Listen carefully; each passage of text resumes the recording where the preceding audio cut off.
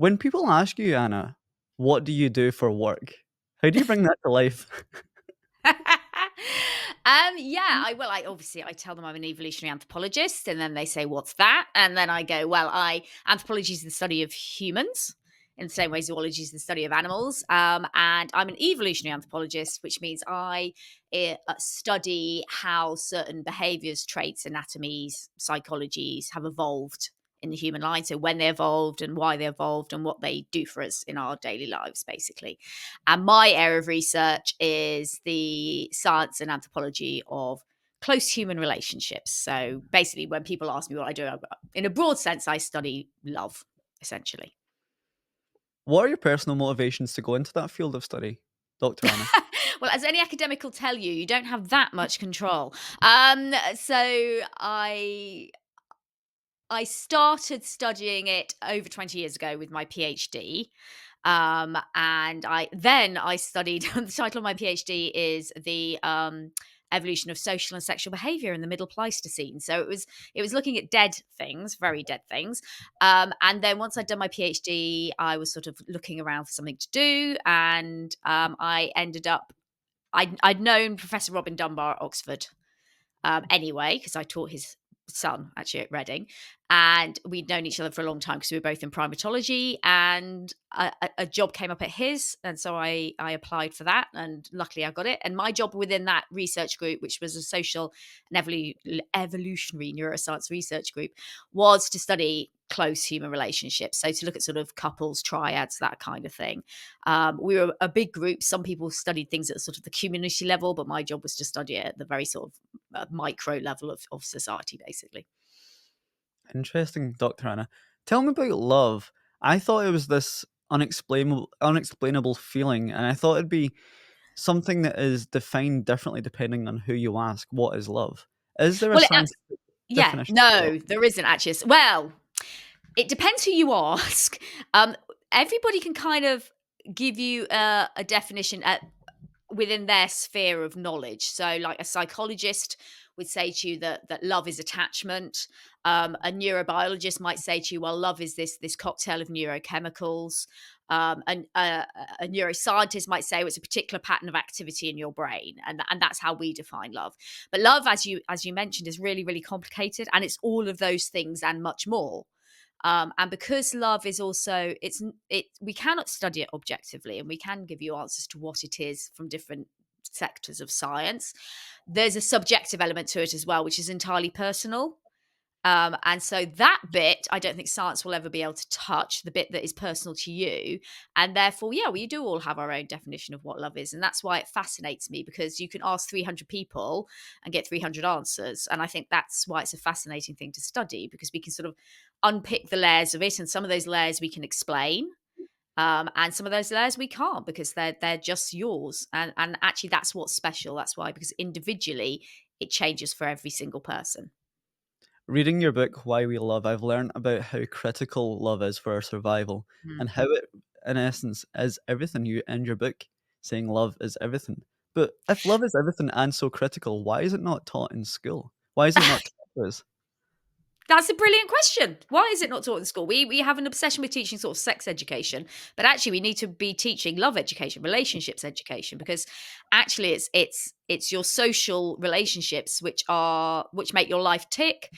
As you said, they're the most important thing in your mental and physical health. They're the most important thing in your longevity and your general life satisfaction. And without them, really, your life falls apart quite quickly. So it is astonishing that we don't teach children about them. It is astonishing that just the basic understanding of how they operate in your brain, and why we're all different. Some of us find love easy, some of us find it difficult. Why is that? How can we help people who find it difficult, for example?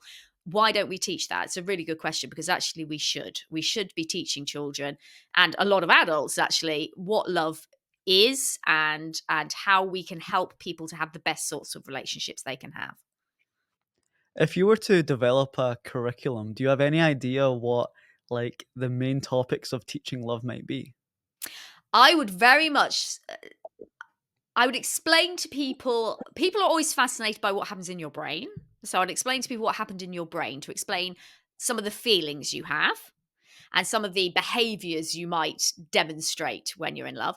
I would say to people, I would not, people tend to, with my work, quite often focus just on romantic love, which is fine. It's something that interests people a lot. But I actually study all forms of love. So I'd make sure that I made it very clear that it's all sorts of love that are important. So if you don't have romantic love, for example, you've probably got lots of other sorts of love in your life, whether that be love of your friends, of your community, of your family, of your pets, of a god, whatever it might be. The great thing about being human is you can love in lots of different ways. So I would definitely make it very clear that there are lots of different sorts of love. And I'd make it really clear why it's so important to us. What is it about it that why does it underpin our health? Why is it so important to us? Why does it make daily life much, much easier and happier if you do have those people in your life? And what can you do if you find it hard? Because lots of people do find it hard. And it needn't be hard, but you should support people who find it harder to do, to make relationships, to maintain them. On this podcast, Dr. Anna, I share origin stories as a self development tool. But what is the origin story of love? What's the evolutionary purpose of love? Okay. The evolutionary purpose of love is as with all most things related to natural selection, it is obviously survival. So love evolved because it helped us to survive, and it still does today. The reason for it is that we, as a species, are highly cooperative because we have to be. So species only cooperate if they have to. In an ideal world, you'd be entirely solitary, because if you're entirely solitary, you can be entirely selfish. And so you don't give up anything that costs you for doing something that the group wants to do, for example, that you don't want to do. But we have to live in a group because we just need it to subsist. We need it to get everything we need to eat, to put shelters over our head. We need our group to learn everything we need to learn. That's known as social learning. And we're a social learning animal. We need to learn from each other how to operate within the world. And most importantly, we need each other to raise our children. Human babies, human children are highly, highly dependent, unlike most primates, and we need each other to raise them. We need that. It is true, it takes a village to raise a child, if you think of the number of people involved in a child's life. So we need each other to do all that, and we wouldn't have survived as a species if we didn't turn to each other. But doing all that, having to cooperate with each other, is really actually very difficult. It's very stressful, because generally, if you have to cooperate with each other, first of all, you tend to fall into a hierarchy. And some people will be at the top, and some at the bottom, and some in the middle. And where you sit in that hierarchy will dictate your access to resources, such as food, such as water, such as mates. And obviously in the human hierarchy, there's sort of a wealth disparity within the human hierarchy. So that's stressful in itself. You have to coordinate your day with each other. You have to compete with each other for resources. That again is also very costly. And unfortunately, not everyone's nice. So some people will pretend they're cooperating with you, and they're not. So they'll stab you in the back. And people do. They lie, they cheat, they steal. And so you, as a human or as a cooperative species, have to spend a lot of time monitoring everybody else in your social network to make sure they're not going to stab you in the back. And actually, in an ideal world, you'd use that energy and time to do something else. So what evolution came up with to bribe us to do this thing, which is quite tricky, is love. And at the most basic level, that's what love is. Now, I will say that's at the most basic level, because whenever I say this, I get hit with a lot of that's a cold, hard scientific way of putting it. Obviously, love is much more than that, but it evolved for that reason. And then what we've tended to do over the millions and millions and millions of years that it's been around is that we've embellished it. And what makes human love different is partly we've just made it so incredibly complicated, but also because we're cultural beings, our love also has a cultural dimension, which dictates lots of things about how we behave when we're in love, what we believe love is, all the rituals associated with love, and all the rules associated with love, which come from our cultural lives. And they all mash in with that scientific side of the biological side of it. And that's what makes love very complex if you're human. Are humans the only monogamous species? Two things to say: that humans aren't monogamous. With society, in most societies, we are what's known as culturally monogamous. So the rule Mhm. is you will be monogamous, but not everyone sticks to that rule. So from a biological point of view, we're not a monogamous species. We just Oh, have wow. lots of rules, and we're quite good at pretending we are. And there isn't actually any truly monogamous species, because from an evolutionary point of view, it's a bad idea to be monogamous. Because, for example, if you are a female and you require a male investment in your children, that's absolutely fine. But let's say the guy you've hooked up with is a great provider. He's really good at protecting you, all these sorts of things. But actually, his genes aren't that hot. It actually is a good idea for you to go and have a quick mating with someone who's really hot, and then get this guy to look after the good genes baby. And from a male point of view, obviously men don't have can get away in many species with not investing at all in their childcare. Humans do invest, but lots of species don't. And therefore, it's a really good idea actually just to spread your seed as widely as you can. So monogamy is a rare thing. As I said, no species is truly monogamous. I had a tutor at university who studied gibbons, which were for a long time said to be the monogamous species of primate. And they were quite regularly nipping off behind a bush and having extracurricular activities. So, yeah. And also, as I say, monogamy in humans is generally imposed by society. It's Is not that actually, it's not biological. is that why marriage might exist to create almost legal consequences for deviating from your monogamy? Yeah, that's exactly why marriage exists. Marriage exists for two reasons. First of all, it's a form of societal control. So it's saying these are the rules of society. If everybody does something predictable, which is marry just one other person, okay, then you can keep track of those people quite easily. If everyone's just running around giving in to all their biological urges, it's chaos. So it's partly societal control, it's partly control of wealth. So as soon as you have wealth, you tend to have marriage because then we can control where the money goes and who gets the money. Let's talk about the neurochemistry of love. What goes on in the brain when we feel those butterflies that we do? Okay, well, there are four chemicals involved in human love, and they're oxytocin, dopamine, serotonin, and beta endorphin, and they all do something slightly different. And they some of them are more important at other stages than others, depending upon what stage of love you're at. So, if we talk about attraction, which is generally when you feel those butterflies, um, the main ones going on there are dopamine and oxytocin. Oxytocin, everyone's heard of. It's known as the cuddle hormone or the love hormone. Actually, it shouldn't really be called the love hormone because it actually doesn't underpin long term love. It should be called the attraction hormone because it's really critical at the start of a relationship because it does two things, oxytocin. First of all, it's very good at pulling your focus to social beings within your environment. So blocking out all the other extraneous noise and saying, right, here's this person, lock onto that person, go and talk to them. So it's good at that. The other thing it does is it lowers, it lowers your inhibitions to forming relationships. So it makes you more confident. And it does that by quietening the fear center of your brain, which is the amygdala.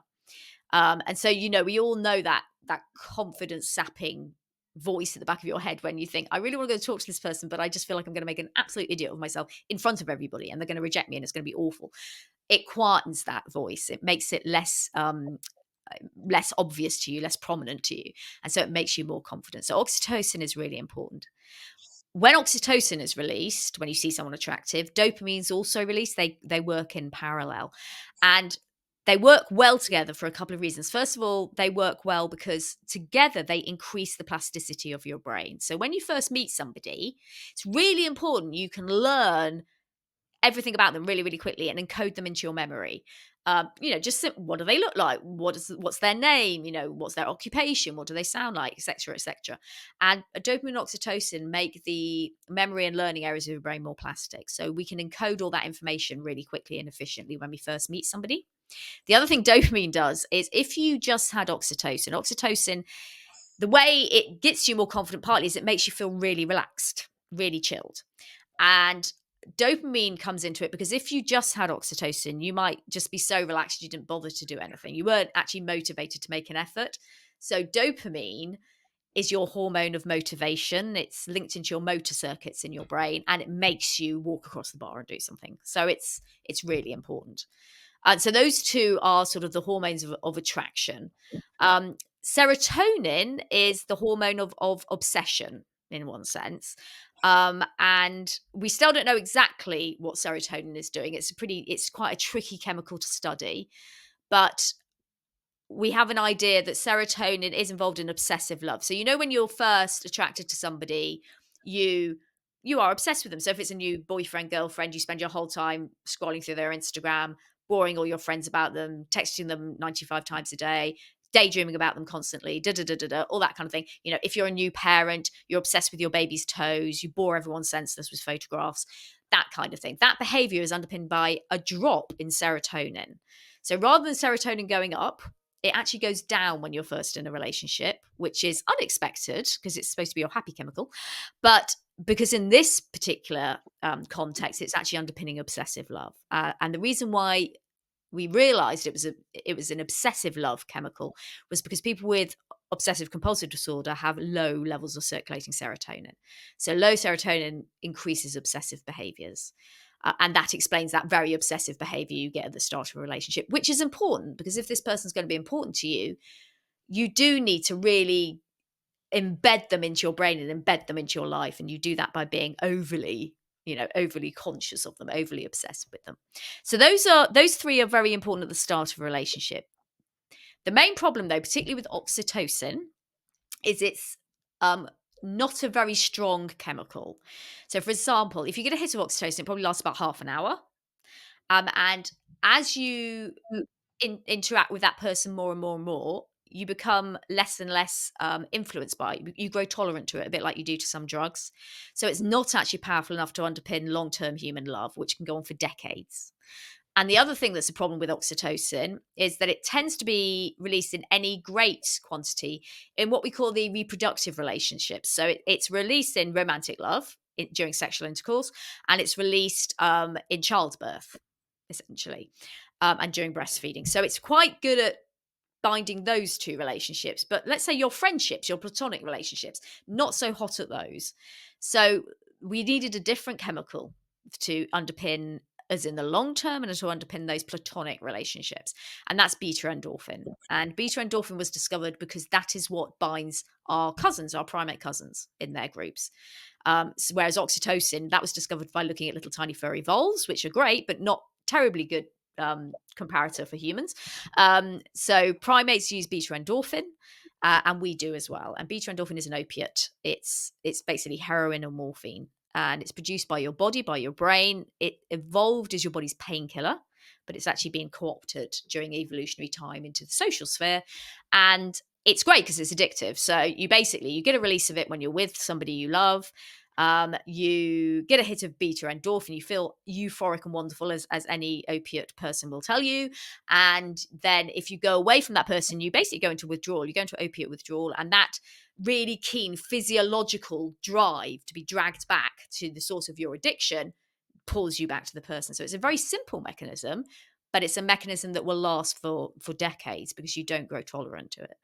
And it also is released by lots of behaviors that aren't involved in reproduction, such as laughter and touch and dancing, singing, exercise. Lots of different things produce beta endorphin, which means it can underpin our friendships as well. So those are the four. Bit of a long one there, but those are the four chemicals of love, basically. You've blown my mind. Love is quite literally a drug, an Oh addictive, yeah, uh, yeah, definitely, yeah. but it seems to manifest itself most of the time in positive behaviors and relationships. But is there a dark side of being addicted to love?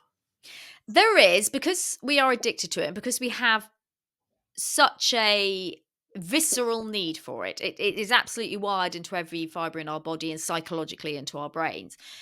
Unfortunately, it can be used to control, and I think we probably either have experience personally, or we've all know of somebody who's been involved in a relationship, which, I mean, these days they go by the parlance of toxic relationships or controlling relationships, where because somebody craves love so much from somebody, that person will then use that craving, use that need as a form of manipulation, as a form of coercion, or even using violence. And that's certainly something that I've explored, because I think it's important when you look at any form of human adaptation. No human adaptation is 100% positive ever. There's always a dark side. There's always a downside, and it's important with love that we look for the downside as well, because I think we need to be aware of it. And the fact that because as humans we need it so badly, yes, it can be used to manipulate you, and that's what separates us from the animals, is that we are the only species that uses love to manipulate other people or control other people. Animals don't do that. And so that's the real line basically between us and other animals. But yeah, I mean, in my book, I write a whole chapter on the use of love as a form of control, because, as I say, I think it's something important that we acknowledge it. What about heartbreak? What goes on in the brain when we experience that? Several things. Basically, when you experience heartbreak, a couple of things happen. You have a psychological withdrawal and you also have a physiological withdrawal. So the physiological withdrawal is the withdrawal from the neurochemicals. So when you are in love with somebody, you tend to exist at a very high level of all these neurochemicals, particularly beta endorphins circulating in your body. And that means that you are existing at a much happier level, a much more euphoric level. But it also means other things such as physical niggles are actually covered up because beta endorphin is a painkiller. And if you're in love, you get a reasonably good hit of it quite regularly. When you are dumped or you lose somebody, maybe somebody dies, quite often we also feel physical pain because suddenly we're not existing at that level of painkiller anymore. We go into opiate withdrawal, which itself can be very, very painful from a physiological point of view. You will get those horrible, uncontrollable cravings, which is, and that's quite often why sometimes, we do silly behaviors like, even though we know the person doesn't want to hear from us, texting them or, stalking them on Instagram or whatever it might be, because you're trying to deal with this horrible feeling and you're trying to satiate this feeling of being in withdrawal.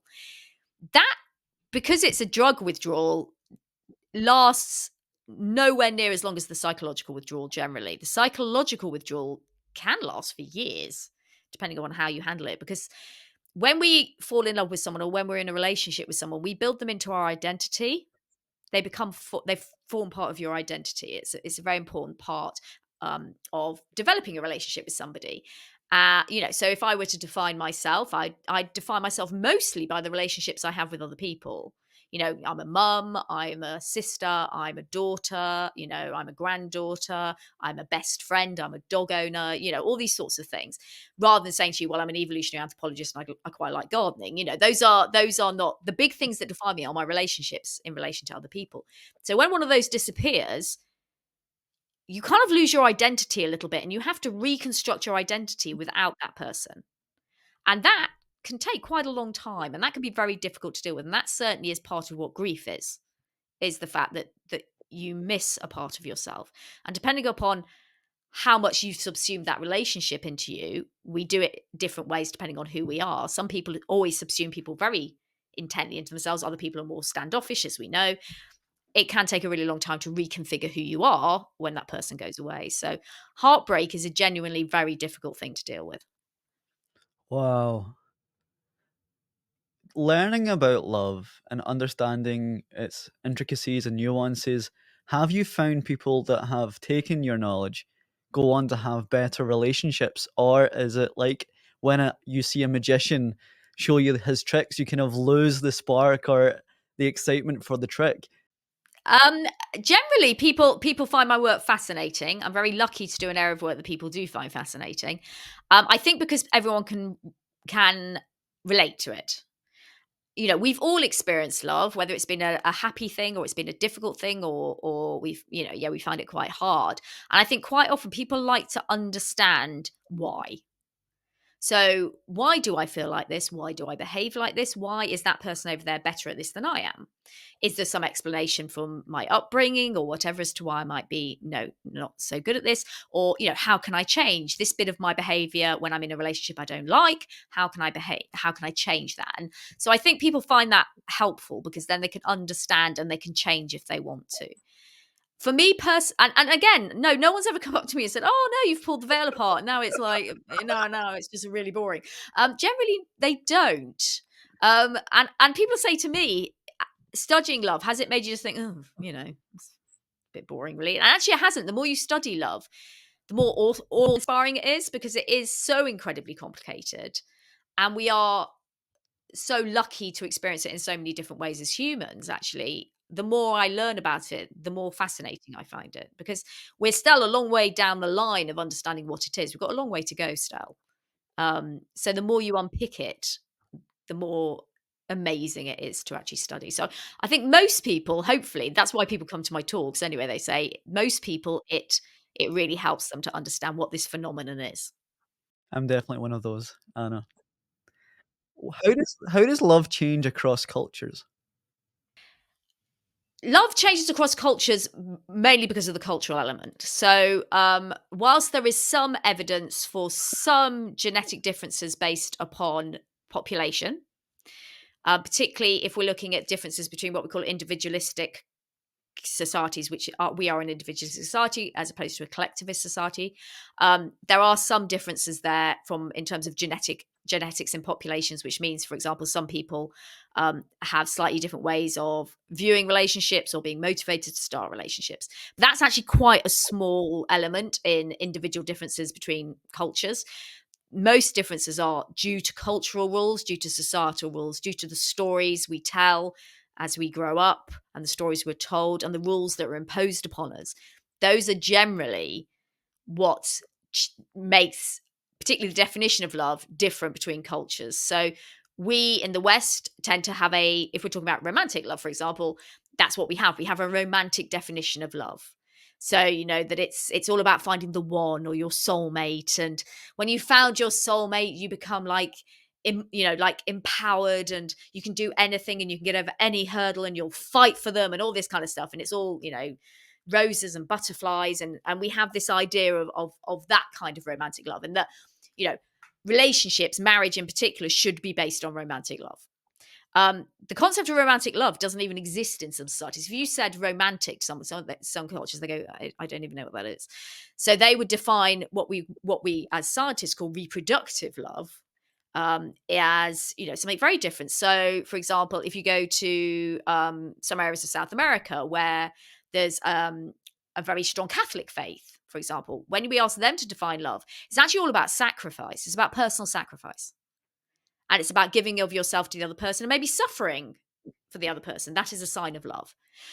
If you go to, particularly in the older generation in China, for example, and you talk about love, they see it as quite a difficult thing. It's actually quite not a negative thing, but quite a hard thing. They see it in a much more grey light than we would, in terms of it can be unrequited, it can be very difficult, it'd be like walking down a rocky path, lots and lots of boulders to get around. It can be very difficult, whereas certain African populations, particularly where there's a lot of spirituality, that's what it is. It's a spiritual thing. Love is actually about love of God, and it's about love of family.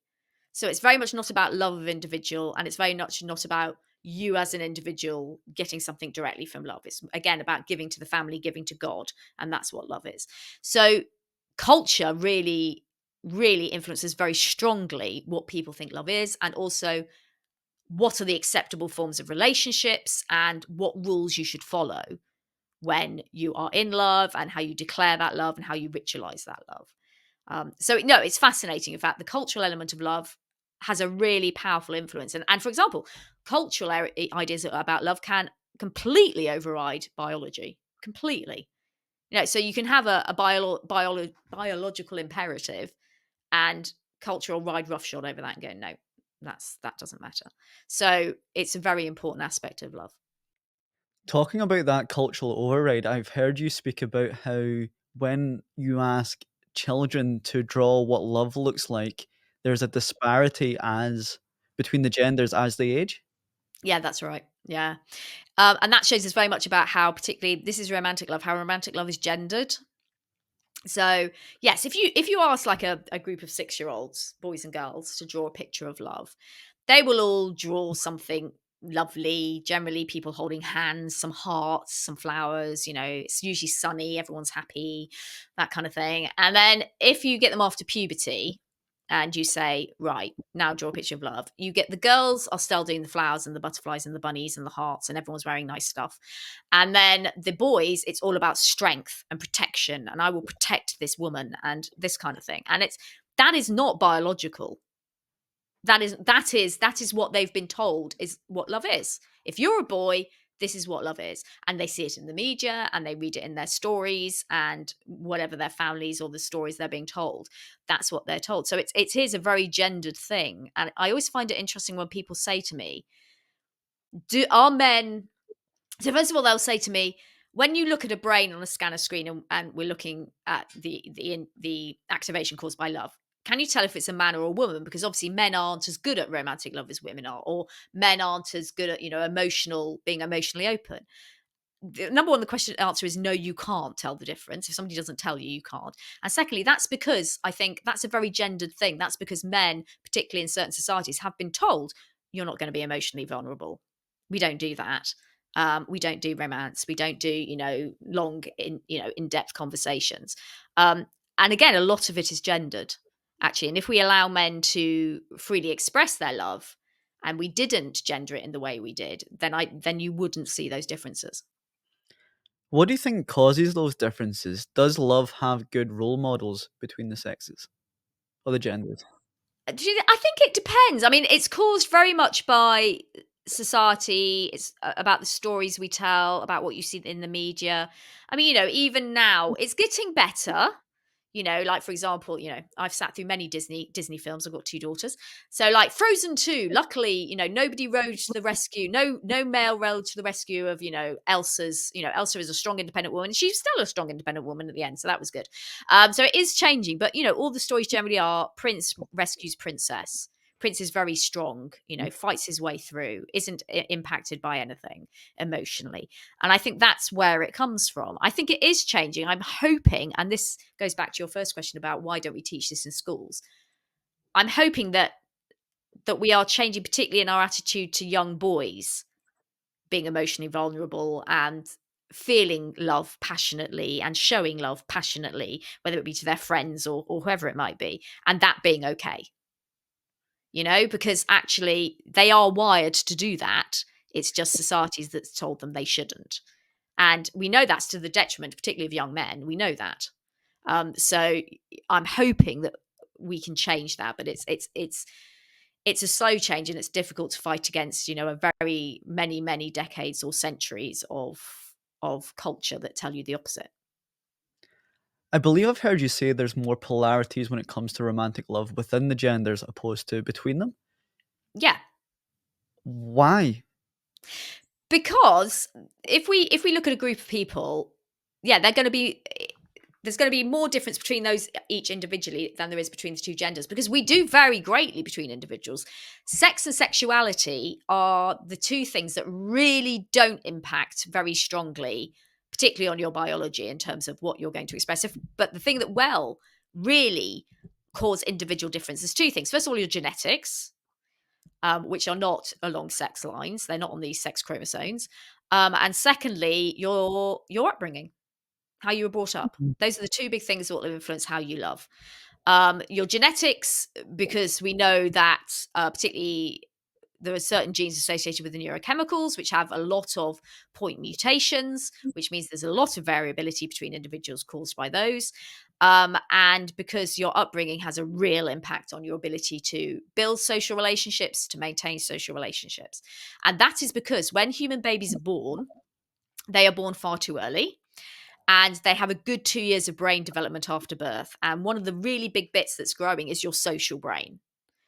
And because it's growing once you're out the womb, it is very susceptible to the environment in which it's brought up in terms of how it grows its architecture, its neural connections, the density of the grey and white matter. And so it's very influenced by the relationships it sees around it and the relationships that it receives, the care it receives within those relationships. And those are the two big things that are going to influence how good you are at this, or how easy you find it, or whether you're not bothered about it, or whatever it might be. Those are going to be the two big influences, and that's why we have this individuality between us all in how we love. Do you have any examples of how your upbringing changes the way you experience and give love? Yeah, so what tends to happen, let's talk about the two extremes. So let's say you're brought up in a very secure attachment to your carers, whoever they might be. They are very sensitive parents. They support you. They've got great empathy skills. They meet your emotional and physical needs, all those sorts of things. You have a really secure, safe network. What happens then is that basically your brain is kind of bathed in this wonderful sea of wonderful neurochemistry, oxytocin, beta endorphin, dopamine. You get a lovely density of grey and white matter, lots of connections, which means your brain is like this supercomputer. It's really good at doing relationships. It's got all the architecture. It's got really lovely high levels of circulating neurochemistry. In particular, it's got very low levels of cortisol, which is the stress hormone. Cortisol is not good for your brain anyway, only in very short flashes, and it's definitely not good for the neurochemistry of love. It fights those quite bad. It interacts badly with those. And you will also have what we call a very nicely activated amygdala, but not a hyperactivated amygdala. So, you're in a really good place. You've been given a really good architecture and neurobiology to go forward and do this. Um, if you're the opposite extreme is obviously neglect. If you are neglected, so if you are brought up in an insecure attachment, if you are actively neglected, what tends to happen then is your brain isn't bathed in all these lovely neurochemicals, because you get those neurochemicals from interacting with your carers. If your carers aren't interacting with you in a positive, sensitive way, if they're interacting with you in a scary way, first of all, you don't get the positive neurochemicals. You get cortisol, you get a very hypervigilant amygdala, which is not a good way to exist. So you're constantly detecting risk in your environment. And you don't get this wonderful density of grey and white matter and all this connectivity in your social brain. What we actually see in extreme neglect is neuronal death. So the neurons actually die because they are not being activated in the way they should be activated. So those are the two extremes of what happens. And that's why your upbringing has a really, really important impact upon how you approach relationships. Is the brain plastic enough to form those connections again or improve how you experience and give love? Absolutely, yes, it is. I mean, I say again in the book that it's not like this door slams on your second birthday and goes, right, that's it, that's your lot. The human brain's amazing. It has periods of plasticity, which are really important, because for people who work with particularly children or young people who have had poor upbringings, it means that they can step in and intervene and put in sort of behavioral interventions to try and rewire those bits of the brain, to try and calm the amygdala, to try and start producing this good neurobiology. And there's one around sort of 5 when a child enters school. There's obviously another a really major one when you are going through puberty, because the brain dewires and rewires when you're going through puberty anyway. So puberty is a really good time. It also is still pretty plastic up until about your mid-20s. So you can, with the right help, rebuild that brain. And the other thing to say is some people are less susceptible to a neglectful environment than others. So some of those genes I talked about, some people have what we call armor plated genes. And they have a particular gene which means that their environment has less of an impact on the development of their brain than other people. And if you are in a neglectful environment, that's a good gene to have, because it means that your environment will have do less damage to your brain development. Obviously, if you're in a good environment, it means your good environment does less good for your, but hey ho. But you're still probably going to be all right anyway. So we do think some people have these armor plated genes, and that explains for us sometimes I would meet people either through my work, my research work, or just through talking to people at talks, and they would come up afterwards, and they would have had the most horrific upbringings, like awful, awful upbringings. And they were still doing a really good job of relationships. They were still securely attached. They had a good network. And it was like, how? And we used to joke and say, well, they must have like some sort of ironclad gene or something that just means, for whatever reason, these people can survive that. And it wasn't a team I was in. A different team actually found these genes. They're called differentially susceptible genes. And they found these. And these are the things we think that for some people are a protective factor. I mean, that their childhood and their adolescence has less of an effect upon them, which if you're brought up in a neglectful environment is a good thing. That is super fascinating. We often glamorize the rags to riches stories across success, money, fame, but we've never really analyzed or looked at it between love, between Mm. going from an insecure attachment to a secure Yeah. attachment. We should be Yeah. sharing more of those feel good stories. Well, you should, because ultimately, actually, you can have all the money and the wealth and the success, but if you aren't successful in your relationships, unless you are a real island, unless you are a real, what we'd call dismissive avoidant attachment profile, that probably hurts you in some way, not having those relationships. And actually, if you have been able to go from very difficult relationships as a child, very insecure attachments, and you've fought your way through and you've ended up secure and having some great relationships as an adult, I would say that was a massive win. And you as a person have done something amazing to be able to do Me, that. another very interesting theory that I've heard, I think it's more than a theory, in your work is this gene that women have that guys don't, whereby they can sniff genetic Yeah. compatibility. Yeah, that's right. They can. Yeah. Yes. So, yeah, that's the major histocompatibility complex. And what women can do is that they can smell how similar or different a man's MHC is to theirs. Because obviously, if you're going to breed with somebody, you need your body of genes to be as different from the body of genes of that person as possible, because you want your child to have a very diverse genetic code, and you particularly, this underpins the immune system, the MHC. And so if you can get as much diversity in that particular complex as possible, then your child will have the most diverse immune response, which is very good for survival. So yes, women have we don't know whether men ever had it and didn't retain it, or women have only ever been able to do it. We're not sure which way it went, whether men just lost the ability. But yes, women can. It's not a conscious thing. So people always say to me, "Oh yes, I really like the smell of his aftershave," or something like that. It's not something like that. You don't go, "Oh wow, this is a good." It's just something in you, unconscious, will go, "I don't like this person." And it will actually be something to do with their smell, which you actually can't even consciously put your finger on. And yes, it's basically to stop you breeding with somebody who's too close in terms of genetic code. And yeah, women can do it, and we think women can do it and men can't do it, because the cost to a woman of getting it wrong is much higher than if a man gets it wrong. So because if a woman breeds with somebody who is too genetically close to them, they are the one that's going to be out of the mating market with a possibly disabled child for 9 months onwards, basically. And that means that from her point of view, that's a very costly thing to do. Whereas for a man, he could do that and then go and mate with somebody else, and it's really not that costly. So we think that's probably why only women can do it. That's the reason why, That's essentially. But super. yeah, it's a real phenomenon. Yeah. That's super interesting, Dr. Anna. Why do humans kiss? Oh, nobody knows. Really, nobody knows. We're not Really? sure. It's a really weird behavior, because primates do kiss, but not all primates kiss. And it's kind of, they don't do it in the love context necessarily. They kind of do it in the play context, or if they're mucking about, and they don't all do it. And it's a really tricky thing as to why it evolved. There's lots of different possibilities.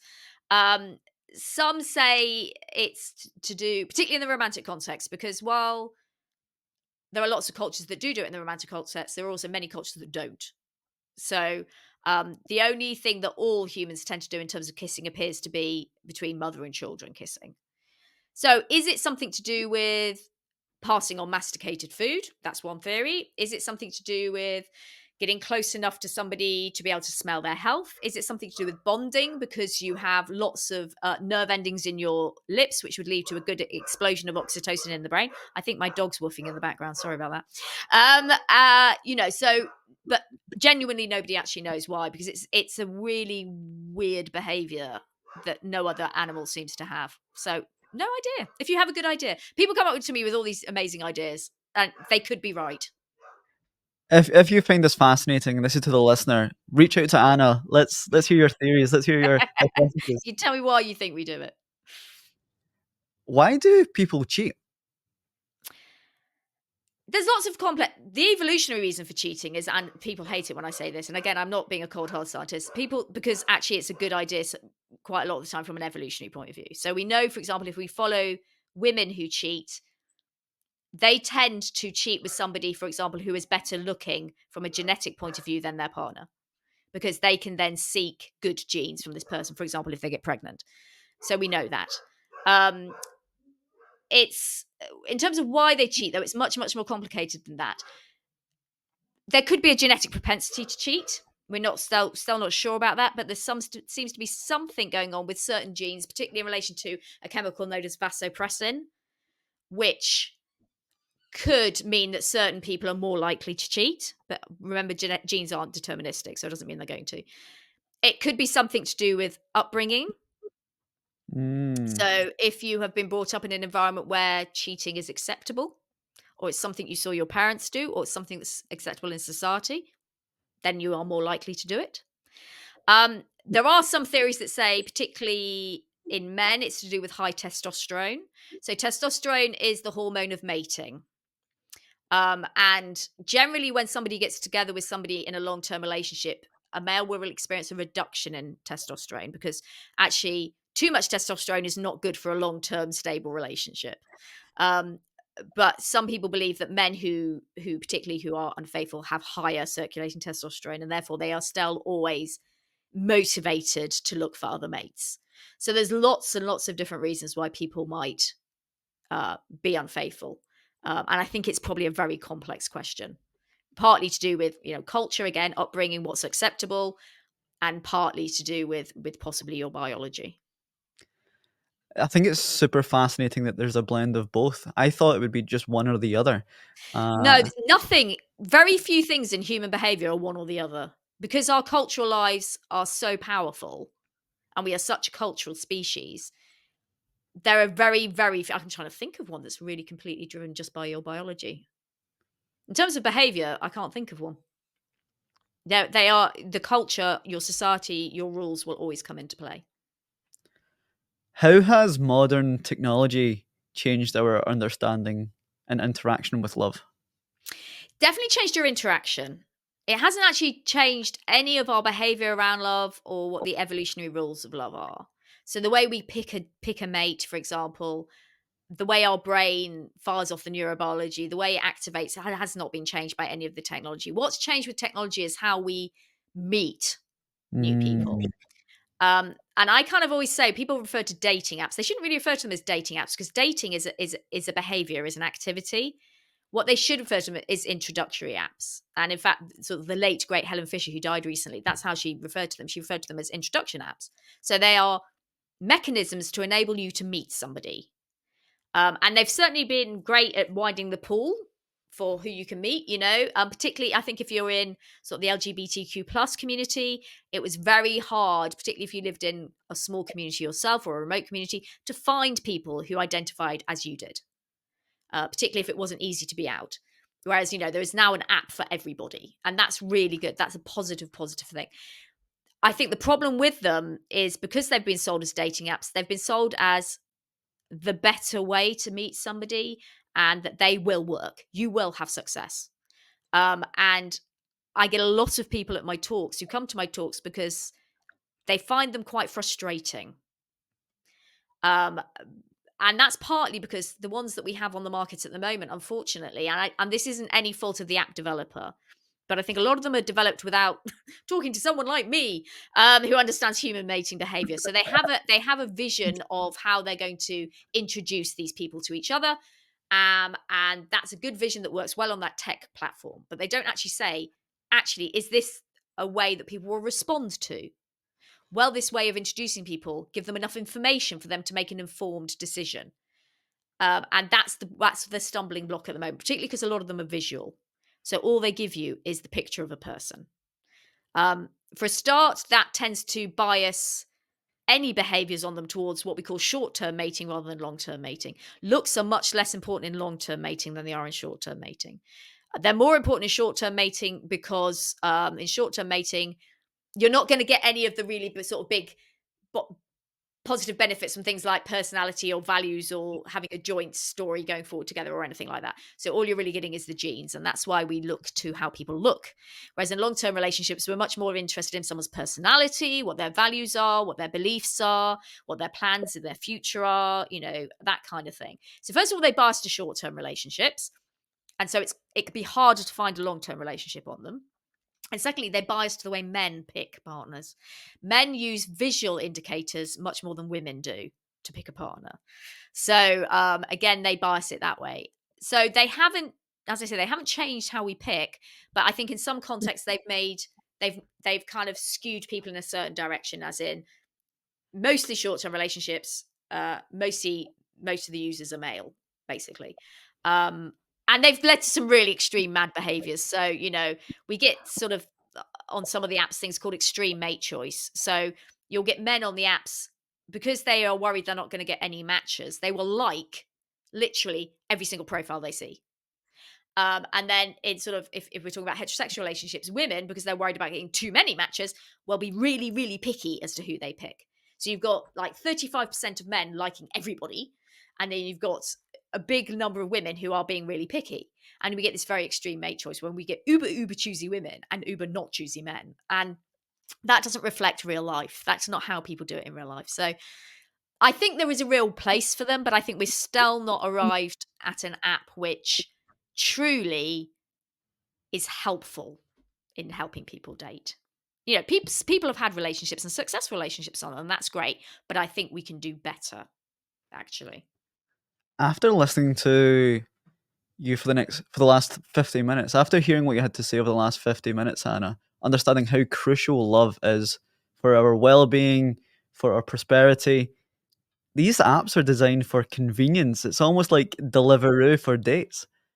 And if the social consequences are so high to have heartbreak, to have poor choice architecture when it comes to love, why are they making it so convenient for us to pick the wrong choice? I think because that's the world we live in partly. Everything's about convenience, you know, as you say, it is delivery. So delivery, you get things to your door, all these sorts of things. You get everything quickly and I want it now. And I think that's the world what we have misunderstood about relationships is they're not supposed to be efficient. They're so valuable to you that they're supposed to take your time. They're supposed to take your investment. You know, that's the point. And if you don't invest in them, A, they're not going to be very healthy. B, they'll probably just decay and disappear. So we have to get back to an idea of because something is costly and takes our time, doesn't mean we shouldn't do it. Because actually, you reap the rewards of it being costly and it taking your time. And I think that's the problem: is that we've invented these apps where you can literally sit on the tube or you can sit watching telly or you can be anywhere and you can just be and there's no cost, there's literally no cost, there's not even a cost of rejection because if someone rejects you at that distance it doesn't really hurt that much, does it? Whereas compared to, you know, you talk to someone in the bar and they reject you, ow, that really hurts, that's very costly. So I think we've got into this thing that things should just be efficient, but the last thing in your world that should be efficient is your relationships because you reap what you sow, you really do. Yeah. Even I think about my interaction with Deliveroo. I've never ordered anything healthy from the app. I can't imagine I'm doing the same on the dating apps. Yeah, well, it's exactly the same. Dr. Anna, if I were to grant you a billboard that would sit on Oxford Street or Buchanan Street here in Glasgow that had one message about love that you wanted to share with someone or the population, what would it read? Oh, crikey. It would probably read, "Love is the most important thing in your life. Find the love that's in your life." I think probably because I think sometimes people don't recognize what they have, particularly if they're just focusing on romantic love. They ignore all the other love, and actually, it's all equally valuable. So, yeah, I think I'd say that. Dr. Anna, this has been a fantastic podcast. Thank you so much for your time. Thank you for writing your book. Thanks for coming on the show. Lovely. Thanks a lot.